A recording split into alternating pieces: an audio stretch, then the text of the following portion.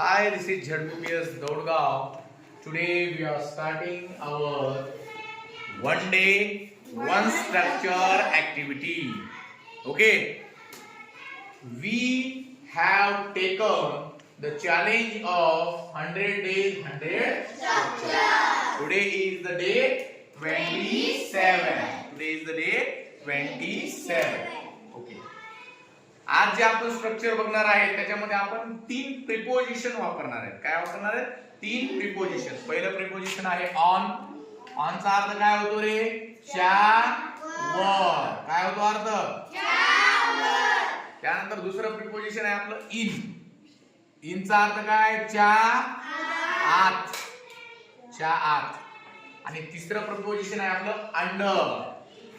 UNDER. Under म्हणजे च्या खाली. बघा तीन प्रिपोजिशनचा आपण वापर करणार आहे. आपलं स्ट्रक्चर होईल बघा yes plus is plus on किंवा इन किंवा अंडर आणि ऑब्जेक्ट. जसं की आता हा मार्कर पेन आहे बेंचवर, तर आपलं वाक्य तयार होईल the marker pen is on the bench. आता हा मार्कर पेन समजा आपण टेबलात ठेवला, आपलं वाक्य काय तयार होईल? The marker pen is in the bench.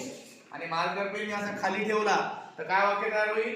The marker pen is under the bench.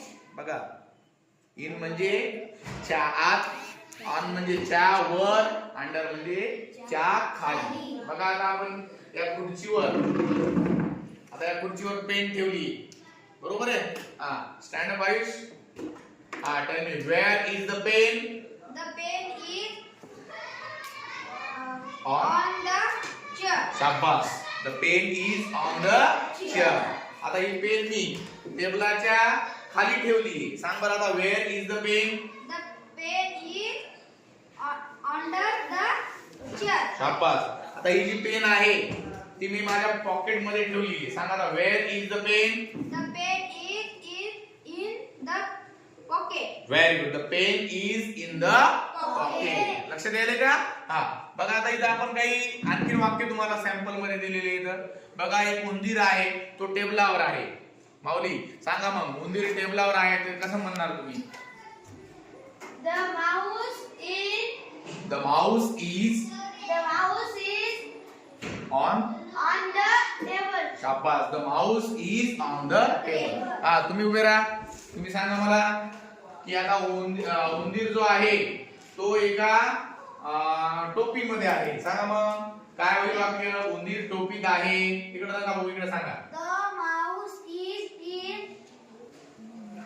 gap. In the. Gap. पुन्हा एकदा सांगा. The mouse is in the gap. शाबास. The Mouse is in the cap.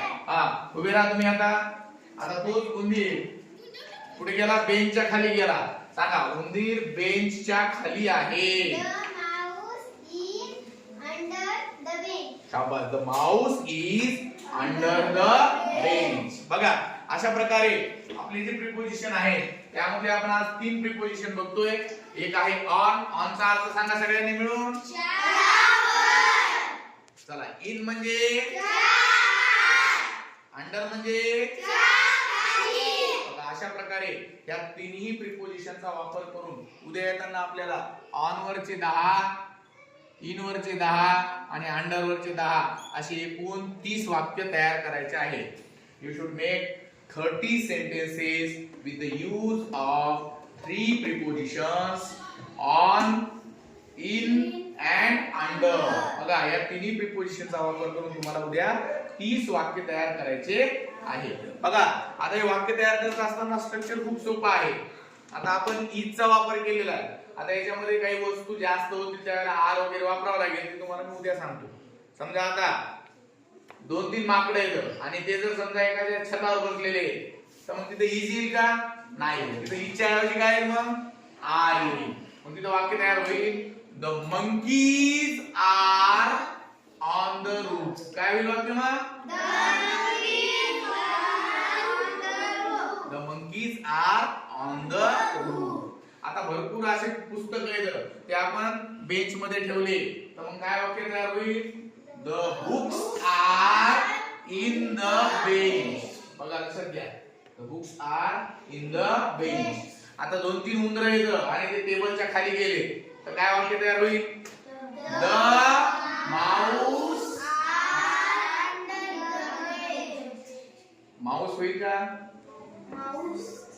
नाही, माऊसचा अनेक वचन काय? माईस. हा, the mice are under the bench. आलं का लक्षात? अशा प्रकारे आता आपल्याला उद्या येताना वाक्य करायचे आहेत. ते आरचे वाक्य मी तुम्हाला उद्या सांगतो. Thank you so much for watching our video. Thank you.